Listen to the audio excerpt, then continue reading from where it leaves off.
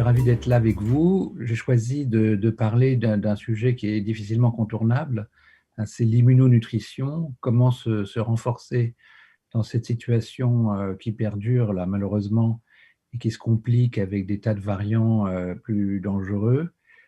Donc bon, je pense que là, il n'y a pas de dessin à faire. On va essayer de vous communiquer en 45 minutes quelques outils pour résister mieux, que ce soit en prévention ou si on est atteint. Il y a des protocoles beaucoup plus techniques que je n'aurai pas le temps de développer, mais je vous donnerai des liens à la fin si vous voulez creuser la question. Il y a plusieurs livres sur le sujet et plusieurs articles accessibles sur Internet que vous verrez à la fin du… Bon, je vais être obligé de sauter vu le temps que j'ai. Il y a presque 130 diapos, donc il y a des choses sur lesquelles je vais passer assez rapidement. Mais bon, on va se débrouiller pour voir comment on peut vous communiquer le PowerPoint si vous voulez le fouiller de plus près. Donc, comme vous le savez, ce sont surtout les seniors, les personnes âgées, porteuses de maladies, ce qu'on appelle des comorbidités qui sont touchées, hein, souvent des pathologies qui ont une dimension inflammatoire. Et vous savez que cette mortalité liée au Covid, elle est surtout liée à cette inflammation. Vous avez entendu parler de tempête de cytokines. Bon, c'est très compliqué. En fait, il y a des protéines qui pourraient déliter l'hémoglobine et détaché du fer de l'hémoglobine. Le fer est un facteur de prolifération des virus et un très violent pro-inflammatoire dans le poumon. Donc, comme vous le savez, les gens ont la saturation en oxygène qui baisse et malheureusement, ils meurent surtout de détresse respiratoire. Donc, la première chose à faire en tant que nutrithérapeute ou en intervention nutritionnelle de naturo, c'est de prescrire une alimentation anti-inflammatoire. Alors, comment suivre une alimentation anti-inflammatoire? D'abord, la première chose, c'est que l'aliment le plus inflammateur de l'assiette, c'est les viandes. Du fait de la présence de fer, qui est donc, on a dit, un violent pro-oxydant, mais aussi un facteur de prolifération des virus, d'acide arachidonique, c'est la seule source d'acide arachidonique, je pense que vous en avez entendu parler, hein, qui est un précurseur de prostaglandine violemment pro-inflammatoire, mais aussi c'est très riche en leucine, un acide aminé qui domine dans le muscle, et la viande c'est du muscle, qui stimule un chef d'orchestre de l'inflammation, mTOR, qui est aussi un accélérateur du vieillissement, et bon, qui a des tas d'autres inconvénients embêtants.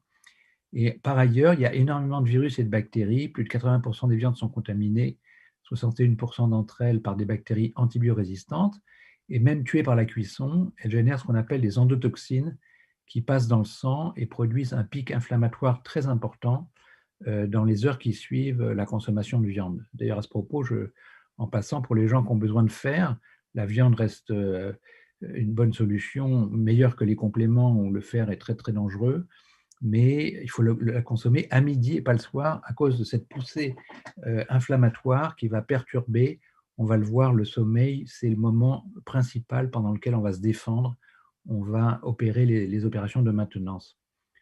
L'autre cause d'inflammation d'origine alimentaire, c'est la consommation, vous en doutez, de produits agroalimentaires industriels trop riches en sucre rapide, graisses saturées, sel et additifs. Les additifs, comme les édulcorants et autres, ont été montrés perturbateurs de la flore. Et comme vous le savez, la flore joue un rôle important dans l'inflammation. Et récemment, on a découvert que le sel était aussi stimulant d'une population de lymphocytes inflammatoires. Donc, la consommation d'aliments ultra-transformés est inflammatoire. L'étude Nutrinet, qui suit là pratiquement un demi-million de Français, a récemment montré qu'elle augmente les pathologies digestives du style Crohn. À l'inverse, la consommation de végétaux, ça vous en doutiez, d'aliments riches en magnésium, oméga 3, polyphénol, les agents pharmacologiquement les plus puissants anti-inflammatoires qu'on ait dans l'assiette, hein, c'est les polyphénols, on va y revenir, est très insuffisante chez la plupart d'entre nous. La quasi-totalité des polluants en plus qui viennent de partout, l'air, l'eau, les vêtements, les lieux de transport, etc., ont des effets inflammatoires. Et les pesticides, c'est mal connu, mais pourtant, c'est vraiment… Vous savez que c'est aujourd'hui, d'ailleurs, depuis samedi, en fait, qu'on a ouvert la semaine sans pesticides, qui est promue par l'association Génération Future, que je vous encourage à soutenir. Ces pesticides sont immunodépresseurs. Et donc, si on veut se mettre au bio, c'est le moment, hein, parce que le fait de manger pas bio, ça rajoute encore à notre vulnérabilité. Les phénomènes inflammatoires, cousins du stress oxydatif, augmentent avec l'âge, ainsi que l'accumulation du fer. Et c'est ceci évidemment plus préoccupant chez l'homme qui n'a pas de règles et mange plus de viande que les femmes. C'est un vieux truc dans l'inconscient collectif. Les hommes pensent que la viande rend fort. C'est pas totalement idiot dans le sens où si on manque de fer, mais il se trouve que les hommes ne manquent pas de fer, ils en ont trop, et c'est les femmes qui peuvent manquer de fer à cause des règles ou de la grossesse. Et donc c'est un paradoxe qui est absurde. Ceux qui mangent le plus de viande, ce sont les hommes qui en ont le moins besoin, et ça réduit leur durée de vie en moyenne de 7 ans. Ça augmente le risque de cancer et le risque de mortalité aussi. Vous avez vu dans les statistiques sur la Covid qu'il y a beaucoup plus d'hommes que de femmes qui décèdent suite à la Covid. Cette inflammation est, avec la sédentarité, le manque de zinc, la cause majeure de perte de masse musculaire. La sédentarité a aussi un rôle inflammatoire, alors que l'activité physique régulière a un rôle anti-inflammatoire.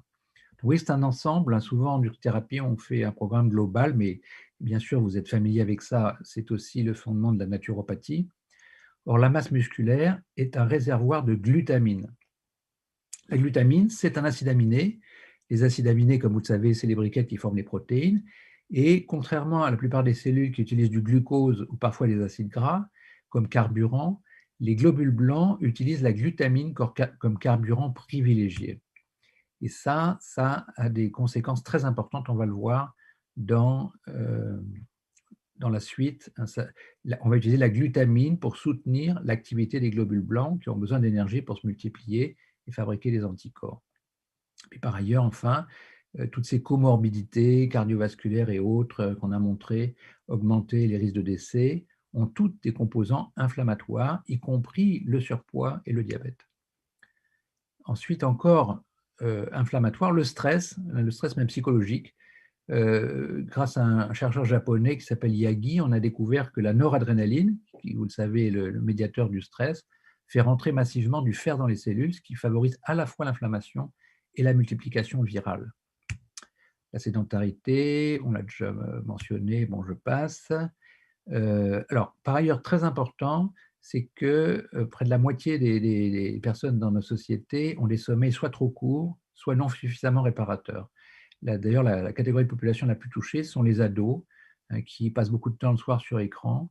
En plus, les écrans diffusent la lumière bleue qui écrase la mélatonine. Ça réduit leur qualité de sommeil et ça les vulnérabilise. Bon, heureusement, ils sont un peu moins vulnérables que les plus âgés, mais ça reste un problème et surtout donc, les troubles du sommeil affectent aussi évidemment les seniors. Or, ce phénomène non seulement augmente l'inflammation, mais réduit les capacités de défense anti-infectieuse.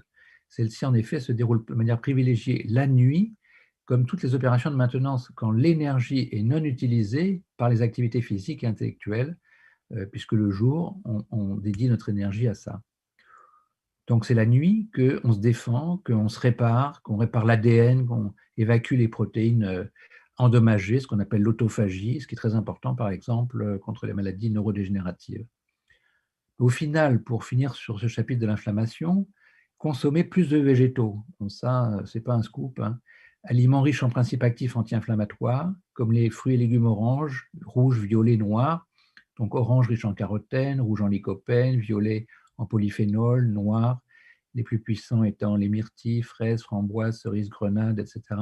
Le thé, surtout le thé vert, encore plus le thé vert matcha, une poudre qui est très très dense en polyphénol qu'on peut ajouter un peu n'importe où, des infusions comme le rooibos, l'hibiscus, les betteraves avec les anthocyanes, sont violettes parce qu'elles sont riches en polyphénol, les oignons en quercétine, la peau des pommes, mais à condition qu'elles soient bio évidemment, sinon elle est bourrée de pesticides, 30 traitements par pomme, les amandes entières ou sous forme de purée, le chocolat noir. Bon, c'est une liste assez sympa, hein, à promouvoir auprès de vos patients. Et donc, en remplaçant les viandes par des végétaux riches en protéines comme le soja, le quinoa ou l'association classique, légumineuses céréales, qui apportent toutes les protéines dont on a besoin, on n'a absolument pas besoin de viande pour les protéines. On a besoin de la viande pour le fer. Il existe du fer dans les végétaux, mais mal absorbé.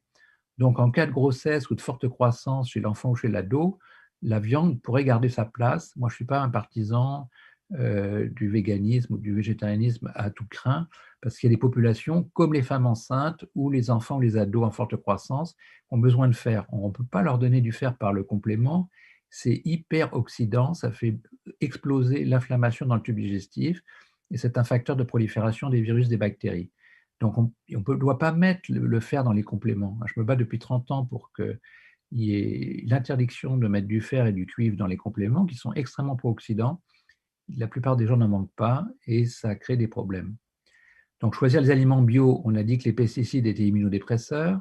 En pratiquant dehors et chez soi des activités physiques, alors, plusieurs impacts, hein. C'est déstressant, ça augmente la masse musculaire, donc la glutamine, le carburant principal des globules blancs.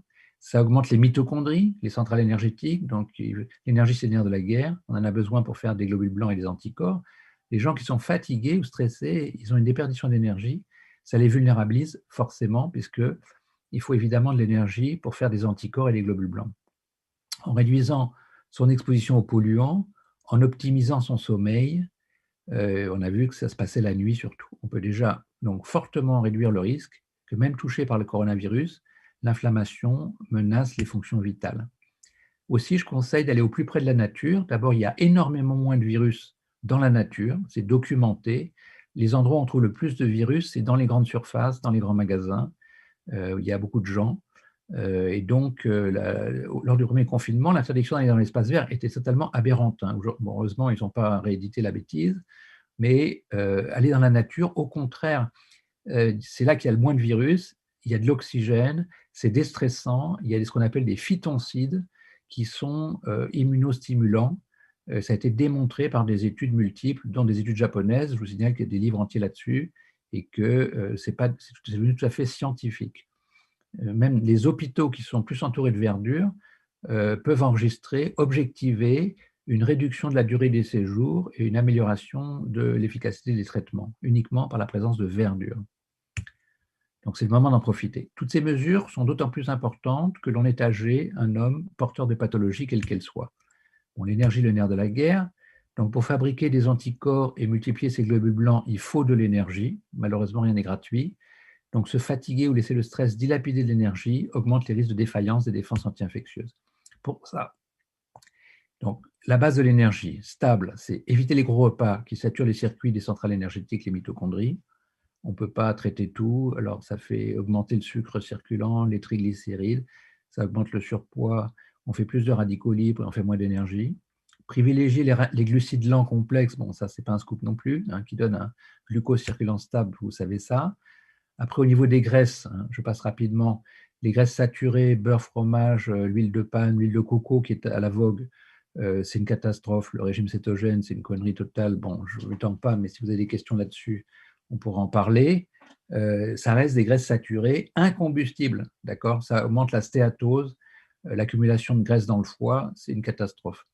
Par contre, les oméga 3 très désaturés donnent énormément d'énergie, beaucoup plus que le glucose, et on peut faire une huile très simple, hein, au lieu de prendre des capsules.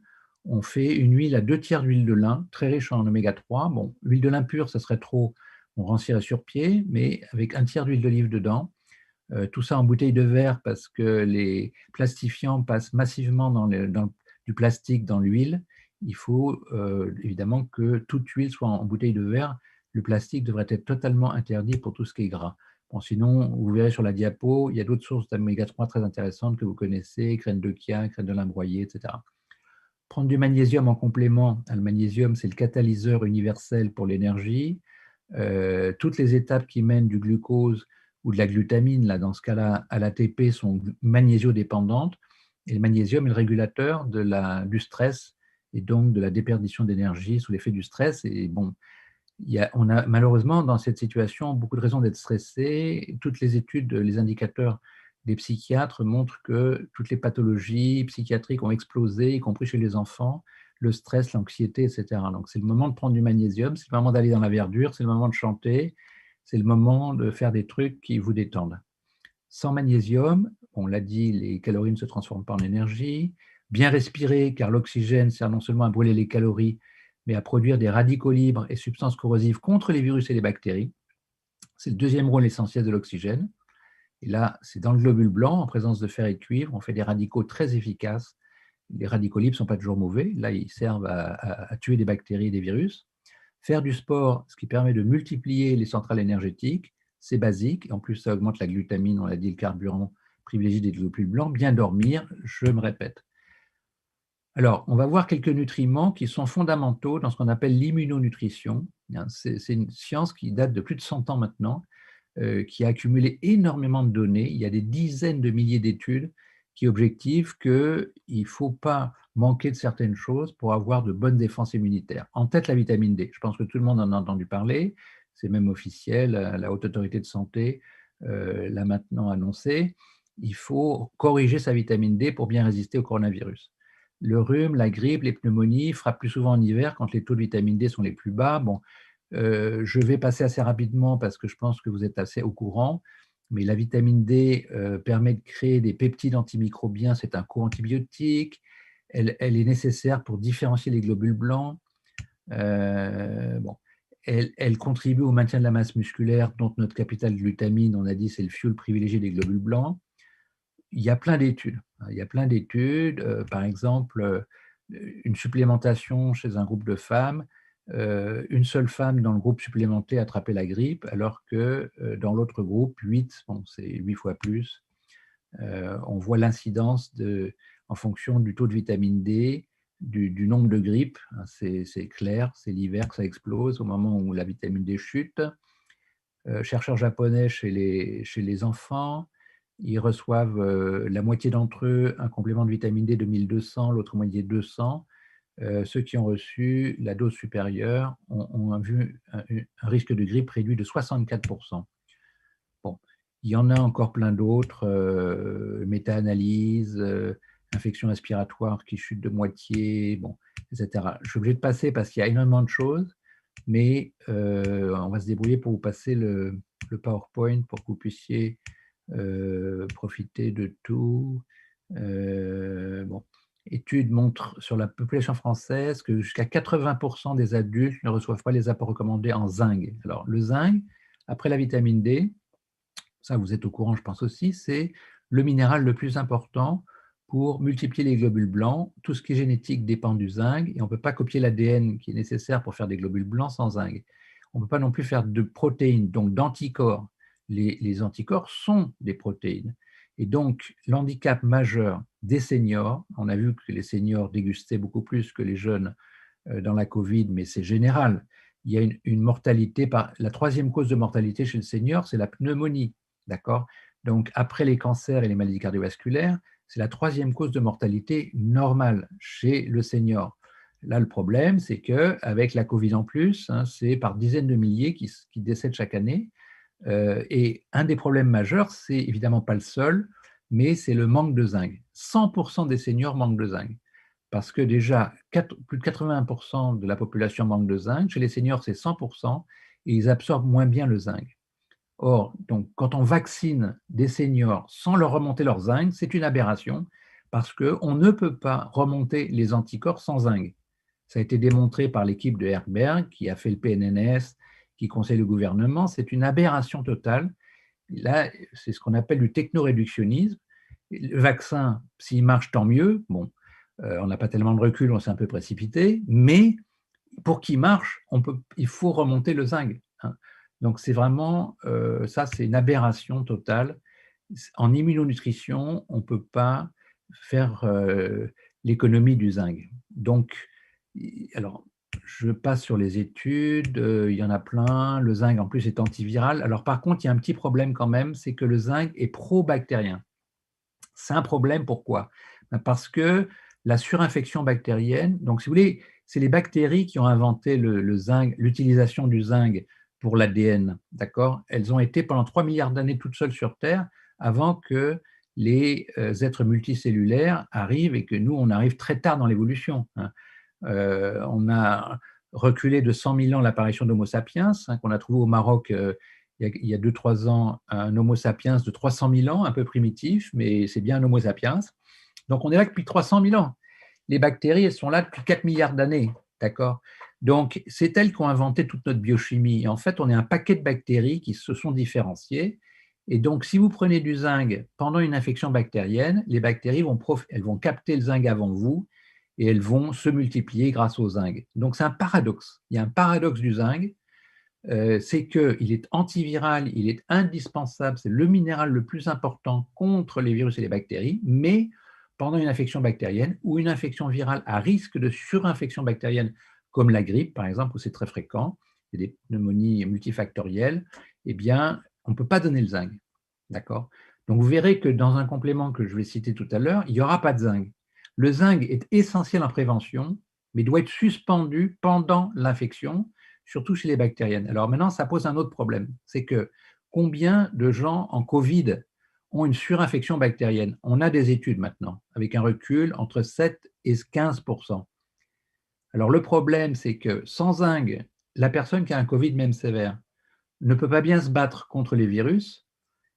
Alors, est-ce qu'on va défavoriser 90% à 85% des gens qui ont la Covid sans surinfection? Ça pose problème. Donc, si vous voulez, je pense que là, on a un cas de conscience. En cas de Covid grave, il faut quand même donner le zinc, sauf en cas de surinfection bactérienne. C'est un peu délicat, mais je vous ai situé un peu le problème. Je pense que vous avez compris. Bon, après le zinc, il faut qu'il soit biodisponible. On a des études là-dessus comparatives, que c'est le citrate ou le picolinate. Je vous cite ce complément parce qu'il contient aussi du coenzyme Q10 et que ça remonte l'énergie, qu'en ce moment, c'est peut-être aussi une bonne idée. Après, alors, la vitamine C et la vitamine E, qui jouent de nombreux rôles dans l'immunité. Bon, je vais passer assez vite, mais je pense que vous êtes déjà au courant. Le mécanisme principal est qu'elle aide à recycler le glutathion. Le glutathion, c'est un tripeptide qui allume les globules blancs. Ça a été découvert en particulier par Montagnier, le découvreur du virus du sida, qui a eu le prix Nobel pour ça. Quand le glutathion baisse, même sans virus, les lymphocytes ne marchent plus. Bon. Donc, il faut des antioxydants pour recycler le glutathion pour que le lymphocyte continue à fonctionner. C'est fondamental. En plus, les globules blancs brûlent de la vitamine C en présence de fer pour faire des cartouches contre les virus. Donc, tout ça fait qu'il faut donner de la vitamine C, de la E. Je vous donne dans les dias, vous le verrez plus tard, des sources alimentaires, le kiwi, tout ça. Mais évidemment, on peut en prendre en complément, surtout que on montre qu'avec des compléments de 500 mg par jour, on a des réductions de risques viraux beaucoup plus efficaces, à condition de donner des doses élevées et d'arriver à temps. Si on attend une infection virale pour commencer, le résultat est moins efficace. Donc, c'est intéressant aujourd'hui, on va revenir après sur la pratique. C'est moi ce que je fais actuellement, je vous le dis, c'est simple. Je prends 125 mg de vitamine C toutes les heures et 250 mg en fin de repas. C'est la pharmacocinétique optimale de la vitamine C et ça permet d'avoir cet effet-là en préventif. Évidemment, il y a d'autres choses à prendre, on ne va pas tout faire avec la vitamine C. Donc, bon, vous avez toutes les études qui sont là, réduction de la mortalité par pneumonie. Bon. Alors après, pour avoir plus de glutathion, l'allumeur des globules blancs, il faut un nutriment qui s'appelle la N-acétylcystéine, d'accord, qui est l'élément limitant de ce glutathion. Donc on peut l'inclure dans les compléments d'immunonutrition. Quand le taux de glutathion est réduit, on l'a dit, l'activité du lymphocyte s'arrête et il meurt. Il devient ce qu'on appelle du pu, un pyocyte. Bon, donc cette découverte. Donc, le principal à retenir, c'est que pour remonter le glutathion, qui est l'allumeur des globules blancs, il faut de la N-acélcystéine, un acide aminé qu'on peut prendre en complément. Bon, il existe évidemment dans l'alimentation, mais en ce moment, on en a besoin de plus. Et il faut la vitamine C pour le recycler. D'accord? Par ailleurs, la vitamine C est antivirale et elle fabrique des cartouches avec le fer dans le globule blanc. Donc, pour toutes ces raisons, c'est la raison pour laquelle on prend de la vitamine C toutes les heures. Pourquoi on n'en prend pas plus et moins souvent? C'est que si on en prend plus, ça fait un effet laxatif et c'est moins absorbé. Donc, c'est des études pharmacocinétiques qui impliquent ce protocole. Quand la pandémie va disparaître, je vais repasser à toutes les 2 heures, progressivement, à toutes les 3 heures. Voilà, on n'a plus besoin d'en prendre toutes les heures. Mais depuis un an, voilà, il faut en prendre toutes les heures. On passe là-dessus. Donc, vous aurez les études sur le glutathion. Donc après, la glutamine, c'est l'élément principal, mais ça je l'avais annoncé, le carburant principal des globules blancs. Quand on est attaqué, comme on manque de glutamine et qu'il faut beaucoup d'énergie pour les globules blancs, on détricote le muscle pour libérer la glutamine, ce qui est complètement stupide. C'est pour ça que les gens maigrissent en cas d'infection chronique. Le sida, c'est une maladie de la maigreur, mais dans toutes les maladies où les globules blancs sont augmentés pour défendre, que ce soit contre une maladie inflammatoire comme la polyarthrite rhumatoïde, le cancer, les gens meurent de cachexie. Ils ont leurs muscles qui font et ils meurent en fait pas de leur cancer, ils meurent de l'épuisement. Ils sont vidés parce que le système inflammatoire, via une cytokine qui s'appelle TNF-alpha, qu'on appelait la cachectine quand j'ai fait mes études de médecine, détricote le muscle pour libérer la glutamine. Donc évidemment, c'est fondamental, c'est le pilier de l'immunonutrition. On va donner la glutamine pour éviter ce détricotage du muscle et fournir de l'énergie suffisante aux globules blancs pour qu'ils se multiplient, qu'ils fassent des anticorps. Mais vous savez qu'une fois que le virus est dans la cellule, l'anticorps ne peut plus rentrer. Et donc, c'est des cellules cytotoxiques, des globules blancs spéciaux, un CD8, qui vont tuer les cellules infectées par le virus. Donc, tout ça requiert de la glutamine et donc de garder sa masse musculaire plutôt que de détricoter sa masse musculaire. C'est pour ça qu'on va donner la glutamine pour éviter cette dégradation du muscle qui va épuiser la personne et la mener au décès. Bon. On a énormément d'études sur cette glutamine avec des résultats absolument spectaculaires. Réduction de la mortalité à court terme à l'hôpital de 32%. On a des tas de méta-analyses. C'est surtout utilisé en service de réanimation dans les cas de patients très intenses qui sont vraiment à risque de mourir. Et ça a réduit chez ces patients très graves jusqu'à 70% la mortalité.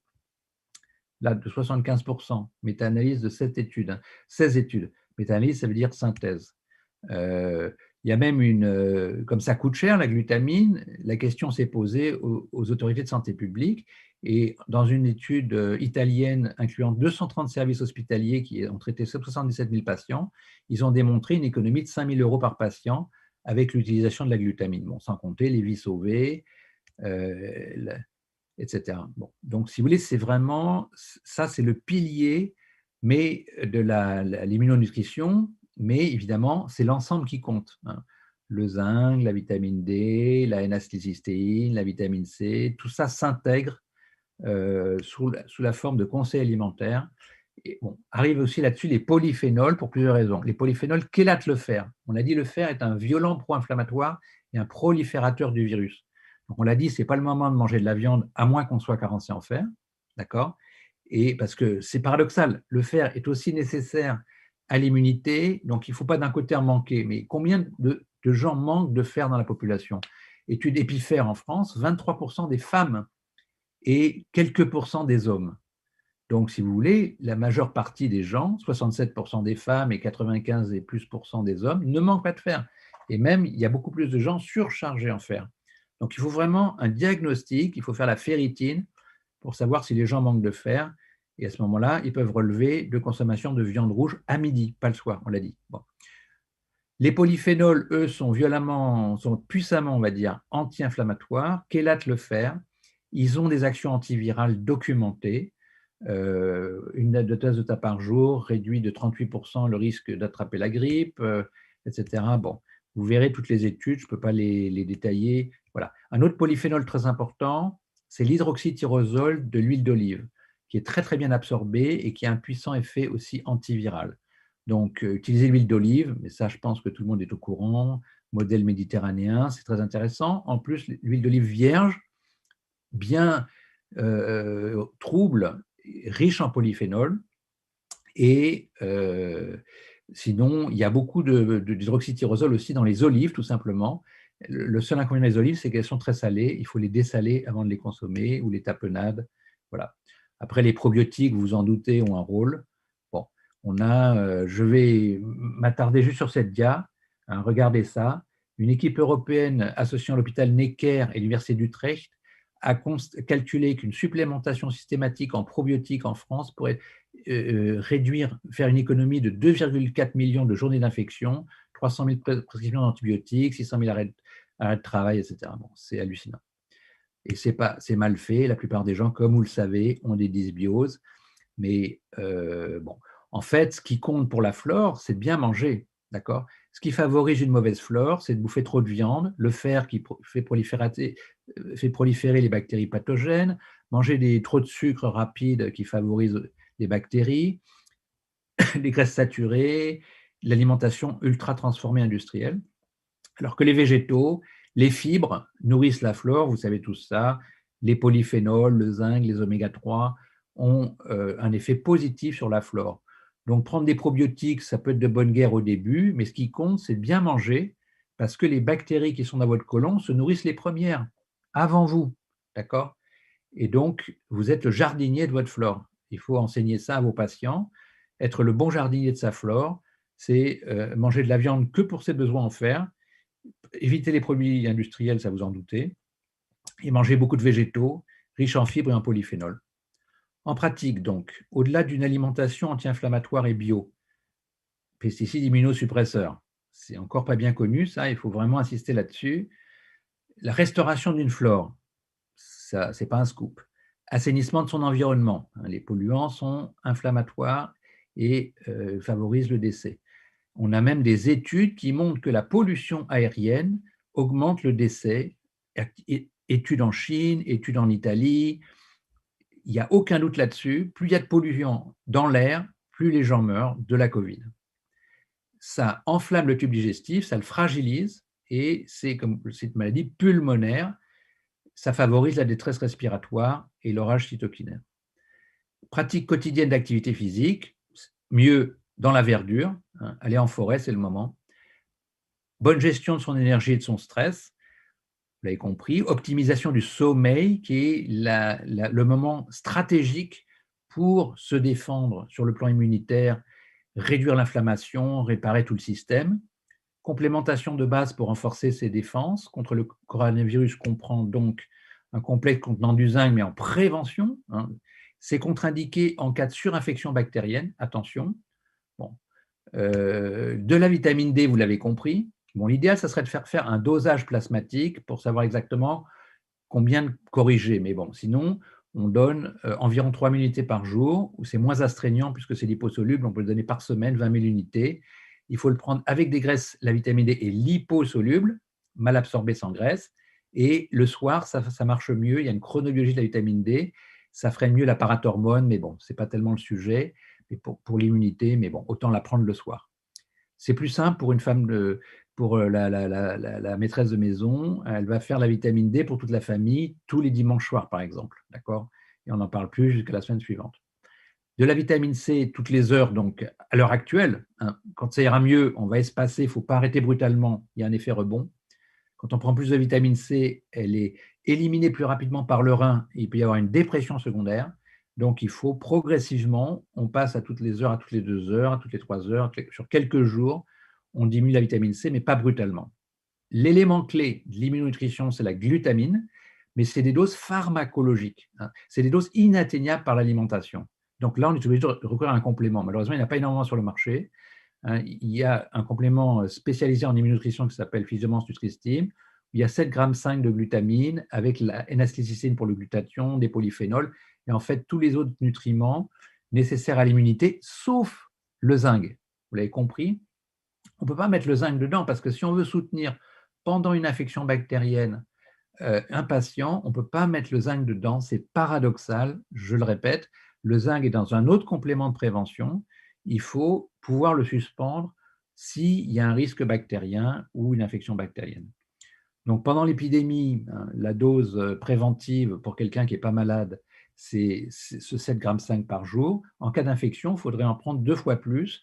Dans certains cas graves, on devrait en augmenter la dose, mais malheureusement, dans les cas graves, les gens sont en réa. Ils ne peuvent plus avaler le complément, hein. Donc, les hospitaliers peuvent utiliser une solution parentérale qui va apporter tout ce mélange en perfusion. Ça existe. Ça s'appelle justement l'immunonutrition, mais elle est beaucoup plus développée dans les pays du Nord, Scandinavie, en Australie, au Japon, que chez nous, où malheureusement, en Italie, l'Italie est beaucoup plus avancée que nous sur ce terrain. On a vu la méta-analyse tout à l'heure, où ils ont même estimé que ça réduisait de 5 000 € le coût de chaque patient qui passe en soins intensifs, alors qu'en France, j'ai repéré une demi-douzaine de services de pointe qui utilisent ce protocole, Mais vous voyez, ça reste encore trop mal connu. Et pourtant, malheureusement, on en a vraiment besoin en ce moment, hein. C'est le moment ou jamais. Ne jamais prendre d'INS ni d'aspirine qui aggrave la situation. Bon, ça augmente l'inflammation en fait, c'est-à-dire que ce sont ce qu'on appelle des COX-IB, inhibition de la cyclooxygénase, hein. C'est la cascade de l'acide arachidonique. Je ne sais pas si vous visualisez un petit peu.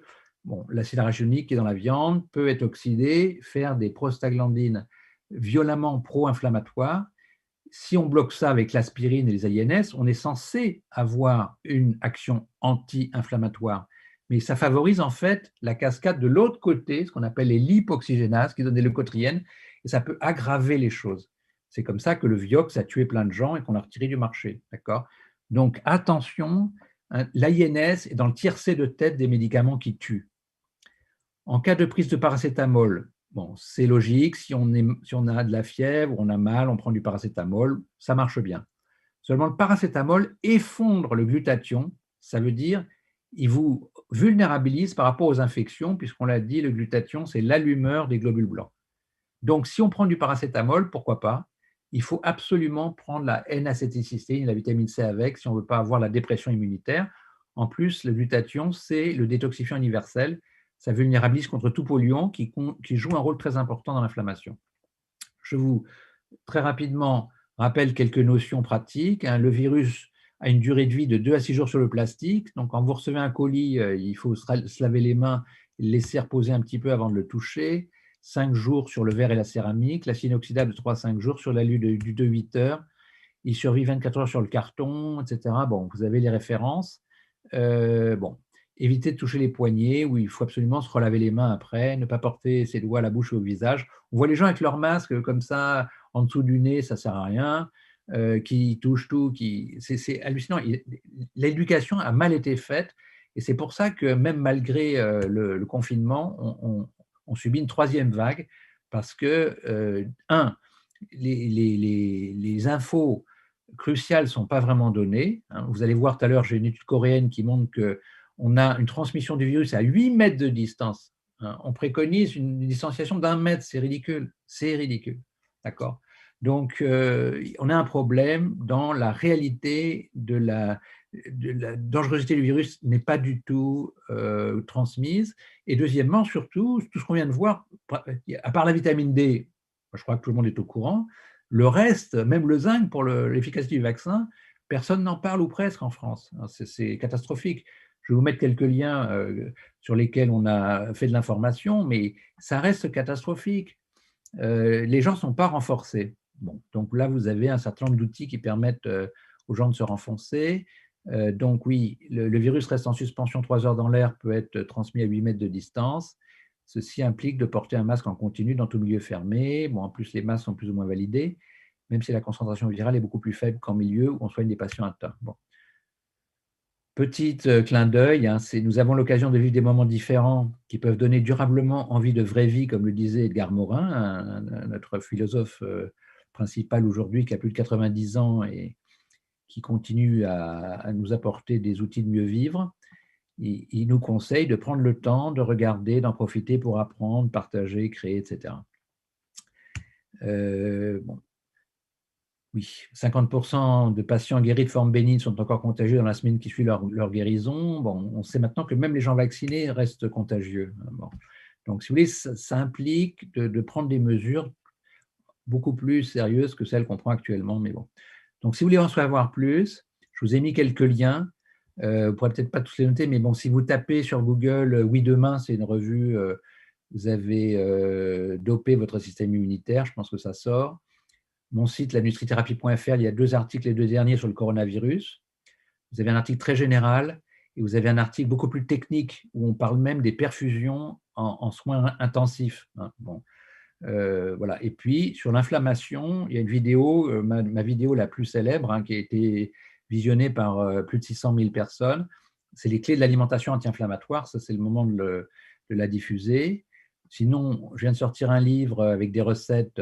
Bon, ça, c'est un peu un clin d'œil, hein, sur la cuisine de l'immunité. Bon, c'est clair que uniquement avec des recettes, on ne va pas faire grand-chose, mais c'est déjà très important d'avoir une alimentation anti-inflammatoire. Je pense qu'en tant que naturopathe, vous en êtes conscient. On a vu que c'est très important pour la flore qui peut être inflammatoire ou anti-inflammatoire.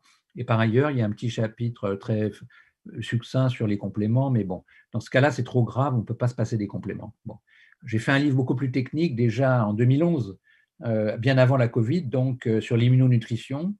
C'est un livre qui en ce moment est un peu difficile à accéder parce que voilà, il y a une grosse demande dessus, mais j'ai vu qu'il était encore en circulation. Alors bon, ça c'est pour l'immunonutrition. Si vous voulez aller plus loin en nutrithérapie, bon, vous savez que ça fait 30 et quelques années que je développe la nutrithérapie dans pas mal de pays. On est à la 5e édition du manuel pour les thérapeutes qui s'appelle Nutrithérapie. Là, il fait 2 volumes en 1200 pages, bon, pour ceux qui ont envie d'aller plus loin. Et sinon, vous avez des formations. Par exemple, il y a 2 jours sur l'immunité que vous avez online, puisque maintenant le présentiel est supprimé. Et puis, bon, si vous voulez vous intéresser à vous investir plus dans la nutrie, mais maintenant une association qui réunit les nutrithérapeutes. Voilà. Merci pour votre attention. Bon, j'aimerais savoir si vous voulez recevoir le PowerPoint, vous pouvez éventuellement m'envoyer un petit mail. Bon, à Jean-Paul Curté, c'est simple, mon adresse c'est Jean-Paul Curté, tout collé, sans point ni rien, @gmail.com. Voilà, je ferai mon possible pour envoyer à ceux qui sont très motivés le PowerPoint. Sinon, je vais passer à Alexandra aussi, qui peut vous le diffuser, je pense. Merci, merci docteur Curté. Je vous ai copié quelques liens. Effectivement, comme ça a été dit à plusieurs reprises, c'est compliqué de trouver votre ouvrage en ce moment, mais voilà, je puis quand même vous copier le dernier ouvrage sur voilà, l'immunité, le programme que vous avez écrit, et puis l'autre ouvrage un peu plus compliqué, mais la cuisine, il vient de sortir, donc ça, c'est sûr, il est très voilà, accessible. la cuisine de l'immunité, il n'y a pas de ancien, souci, je vous ai copié voilà. le lien. Celui-là qui est un plus ancien est un peu plus difficile à se procurer en ce moment, paraît-il. Bon, je ne suis pas. Je vous Celui-là, confirme, docteur, c'est un peu plus compliqué. D'accord, bon. Vous avez essayé. D'accord. Je vous ai également Compris, copié le Alexandra. lien du centre de formation en nutrithérapie et phytothérapie appliquée, le Ça, c'est pour CFNA. vraiment les gens les plus motivés. Vous pouvez prendre, par exemple, que les 2 jours sur l'immunité et le cancer, ou que 2 jours sur le cardiovasculaire, bon, après, évidemment, il y a toute la formation complète, mais bon, je crois que vous avez déjà une formation de base assez complète, donc bon, après, c'est une possibilité. On pouvait éventuellement Je vais essayer de vous 2 copier. formations pour ceux les plus courageux pourraient faire naturo et nutri, mais bon, pourquoi pas. Oui, mais Alors, après, est-ce que vous avez des questions? vous en avez, docteur, actuellement des adhérents du syndicat qui sont dans le centre de formation. J'ai eu les d'accord, je ne savais pas. Donc, Bon, a bah alors, priori, vous avez déjà des naturaux courageux. ah bon, bah alors, Et après non, aujourd'hui, mais c'est complémentaire. il y en aura encore d'autres parce que j'ai plein de merci de la part de tout le monde. C'était passionnant. Merci Évidemment, beaucoup. c'est toujours trop court. Oui. C'est toujours trop court. On comprend que des 3/4 d'heure ne suffisent pas pour expliquer quelque chose Non, mais... qu'il faut beaucoup plus de temps. Donc, il y a beaucoup de remerciements. Le mien, principalement. Nous, on a eu la chance de les trouver, vos livres, donc on ne passe pas à les avoir tous, mais je crois que le premier que vous avez écrit, je l'ai, et après ça, on en a acheté toutes les différents qui venaient par la suite. Il y a ma femme qui est en train de dire oui, on les achète au fur et à mesure qu'ils sortent. On est des grands fans de Jean-Paul Courtet, et j'espère que tous les autres qui sont là aujourd'hui et qui verront les replays, ils deviendront sûrement vos grands fans aussi. C'est gentil. Écoutez, docteur, on avait une petite question. Oui, si vous avez on avait une question de Julie, parce que je sais que vous aimez bien répondre aux questions. À partir de quel âge vous recommandez la supplémentation possible pour les enfants et les adolescents, s'il vous plaît? Alors, en fait, tout ce que je viens de dire là, peut être donné à peu près à tout âge, sauf la vitamine C chez les nouveau-nés, parce que les nouveau-nés, dans les premières semaines, ont une hémolyse, et donc du fer libre circulant, et la vitamine C avec le fer, c'est pro-oxydant. Donc, il y a une contre-indication de la vitamine C chez les tout petits. Mais chez tous les autres, y compris les prématurés, on peut donner tout ça. Et d'ailleurs, là, il y a des études que vous trouvez. Si vous avez envie aussi de fouiller les études, vous allez sur le site de référence, 30 millions d'études publiées médicales, ça s'appelle PubMed, c'est l'INSERM américain, le NIH. Vous tapez les mots-clés, évidemment, tout est en anglais, mais bon, vous trouvez tout ce que vous voulez. Et vous verrez qu'il y a des études d'administration de glutamine chez le prématuré qui sont tout à fait efficaces. septicémie du prématuré, par exemple, avec des résultats tout à fait parlants. Merci bien. Ensuite, on avait une question spécifique sur est-il possible de recommander de la glutamine après un accident vasculaire cérébral de mémoire? Parce que je ne le vois plus, il est noyé dans tous les Oui. chats. Alors, en cas d'accident vasculaire cérébral, ce n'est pas forcément ce qui est le plus important. Dans l'accident vasculaire cérébral, déjà, si vous voulez, il y a une chose extrêmement importante, c'est de savoir si on a un AVC thrombotique avec un bouchon de plaquettes ou hémorragique. Parce que les deux attitudes sont totalement opposées. En cas de thrombotique, on va prescrire par exemple de l'ail, du curcuma, des fluidifiants sanguins, alors que dans l'hémorragique, ça sera contre-indiqué. Donc, il faut un diagnostic, c'est très important. Après, il y a des choses communes, c'est des neuroprotecteurs, comme la acétyl-L-carnitine, l'alpha-lipoïque, les vitamines B1 solubles, le coenzyme Q10, je pense que vous connaissez tout ça, ce sont de très puissants neuroprotecteurs qu'on donne dans tous les cas où il y a du tissu noble qui est menacé. La glutamine n'a pas un impact direct sur l'AVC, d'accord? Ça soutient l'immunité, ça soutient la barrière digestive, parce que la glutamine est aussi un nutriment des entérocytes. Donc, en cas d'inflammation digestive, la glutamine est utile. Par contre, il faut le savoir, la glutamine est totalement contre-indiquée en cas de cancer. Pourquoi? Parce que malheureusement, les cellules cancéreuses utilisent de manière privilégiée, comme le glucose, comme les acides gras saturés, comme la glutamine. Les cellules cancéreuses sont, entre guillemets, malignes, et donc il ne faut pas les nourrir. Donc la glutamine, malheureusement, ne peut pas être donnée chez un cancéreux. Alors, ça pose un problème. Admettons qu'on ait un cancéreux qui a la Covid et qui est en réa. Évidemment, on ne va pas le laisser crever de sa Covid. On va lui donner de la glutamine, mais de manière ponctuelle pour le sauver de la Covid, mais on va devoir arrêter très vite parce qu'on ne veut pas nourrir son cancer. Mais vous comprenez bien qu'à ce moment-là, il y a urgence. Cette histoire nous place dans des situations un peu particulières. Je l'ai évoqué pour le zinc, d'accord? C'est pareil pour la glutamine. Il va y avoir un problème éthique, si vous voulez. On va être obligé moi, je pense qu'il faut dans ce cas-là, évidemment, donner la glutamine pour pas que les gens meurent, mais l'arrêter dès qu'on peut pour ne pas favoriser la prolifération de la tumeur ensuite.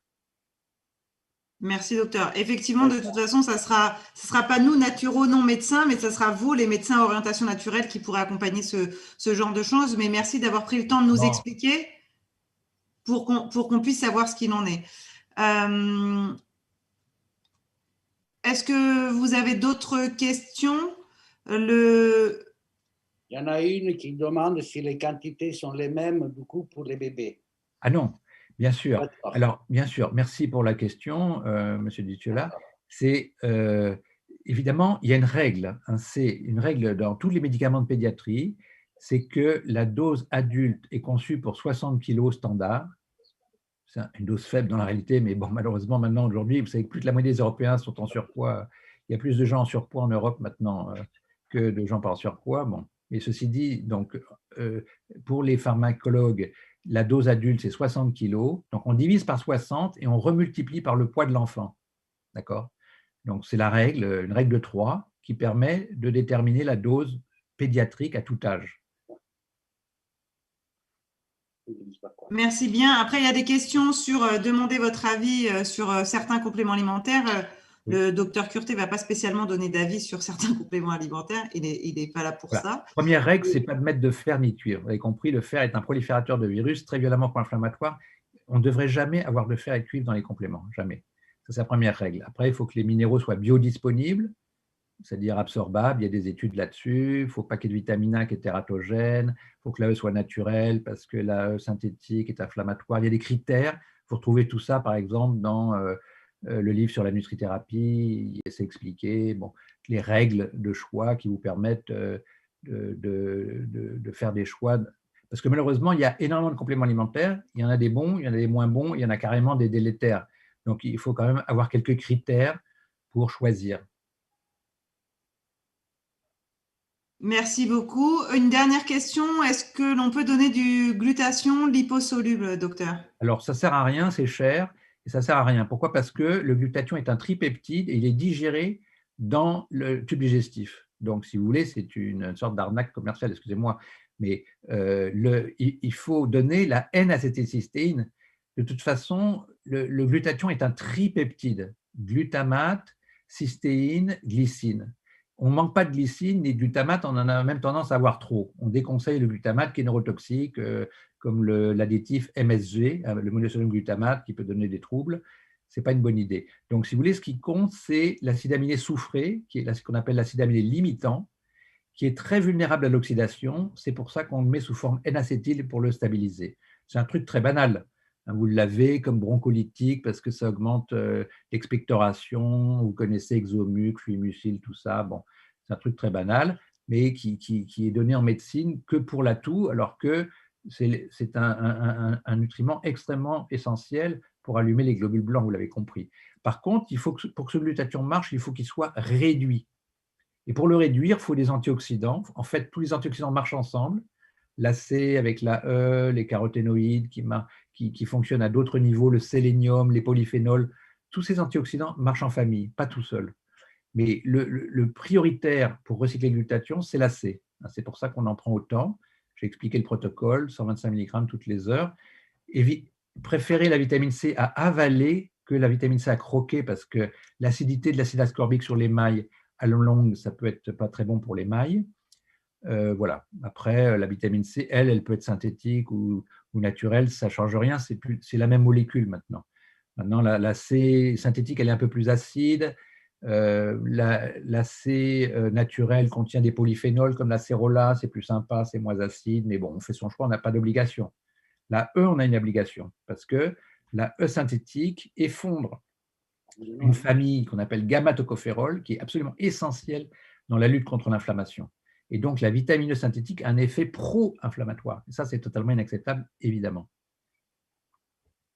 Merci infiniment, docteur. Je pense qu'on va pouvoir vous libérer parce que voilà, vous avez énormément de remerciements dans le chat. Effectivement, le docteur Curté est un puits de science.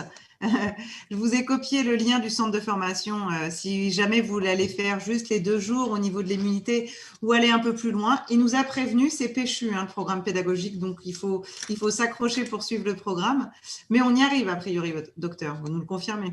Oui, écoutez, on a fait les choses les plus claires possibles, avec beaucoup de schémas, avec théoriquement, même qu'une personne qui n'a aucune formation en santé peut suivre le cours. Évidemment, ce sera plus difficile que pour un médecin ou un naturopathe qui a déjà une formation, mais c'est faisable. Bon, après, voilà, c'est une question de motivation. Moi, je pense que voilà, si ce que je vous ai dit vous a intéressé, testez-le sur vous-même, sur vos proches, sur vos patients, regardez ce que ça donne, et c'est ça la motivation, c'est l'expérience. Einstein disait, on n'apprend rien par l'information, ce qui compte, c'est l'expérience. Voilà. Donc, faites l'expérience, voyez ce que ça donne, et à partir de là, je pense que ça motive pour aller plus loin. Et bon, après, pas à pas, on y arrive, je pense, il n'y a pas de problème. Écoutez, merci encore infiniment, pour tout, docteur. bonne route. Effectivement, voilà. Vous pourrez retrouver le docteur Curté en replay parce qu'il y a des personnes qui sont déçues, qui sont arrivées un peu tard. C'est bien que vous ayez enregistré. Ne vous inquiétez pas, il y aura le replay. Voilà. Merci bien, docteur. On vous libère. Je vais juste présenter le programme pour les prochains jours si vous souhaitez rester avec nous. Donc, on a eu la chance ce week-end d'avoir des conférenciers de renom. Merci pour votre présence parce qu'on a été nombreux à tourner en cette journée. Merci pour votre bienveillance auprès de nos conférenciers. Donc, certes, on a des conférenciers exceptionnels, mais merci pour vos questions extrêmement pertinentes qui ont pu stimuler nos conférenciers. On n'en doutait pas avec Mimo que les naturaux ont le potentiel de poser des questions stimulantes pour nos conférenciers. Mais merci infiniment.